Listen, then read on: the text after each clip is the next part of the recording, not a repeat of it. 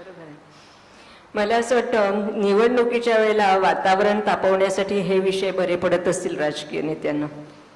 नाही नाही, ते माझ्याकडे आले. माझा हा डोक्यात कधीपासूनचा विचार होता. ते त्या दिवशी माझ्याकडे जेव्हा आले, सारखं तिथे काहीतरी फटकवलं की इथे येतात आणि मग अष्टविनायकाचं दर्शन घेत बसतात. मग मातोश्रीला जा, माझ्याकडे या, मुख्यमंत्र्याकडे जा, ह्याच्याकडे जा. अष्टविनायक कंप्लीट झाला की परत जातात निघून. मला फक्त एवढं म्हणायचं की बघा, मी जर समजा महाराष्ट्राचा मुख्यमंत्री आहे, तर माझ्या राज्यामध्ये जर एखाद्या महानगरपालिकेमध्ये महाराष्ट्र दिन हा जर काळा दिन म्हणून पाळला गेला, मी फोडून काढीन सगळ्यांना. आणि तिथे जो अजून कुठच्या गोष्टीचा निर्णय लागला नसताना तुम्ही बेळगावमध्ये कर्नाटकाचा दिन हा काळा दिन म्हणून पाळता.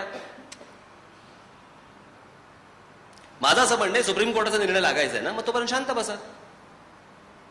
इथला वकील हा जोरदारपणे तिथे केस मांडेल याचे प्रयत्न करा.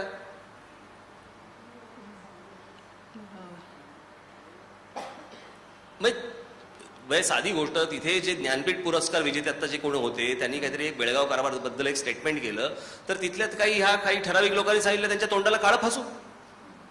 ते जर समजा उत्तर प्रदेश बिहार मधल्या लोकांनी जर समजा इथे महाराष्ट्रामध्ये येऊन सांगितलं की आम्ही आता विंदा नाही आहेत, परंतु ज्ञानपीठ पुरस्कार विंदा करंदीकरांच्या आम्ही तोंडाला काळं फासू, काय करीन मी त्यांचं?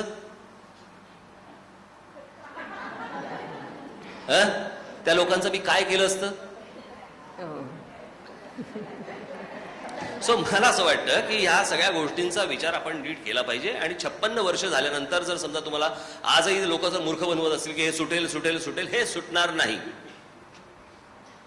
यांना फक्त या गोष्टींचा खेळ करायचा आहे आणि तिथल्याही काही ठराविक लोकांना याचा फक्त खेळच करायचा आहे. ही माझी झाली स्पष्ट भूमिका. याच्या पलीकडे अजून मी काय सांगू?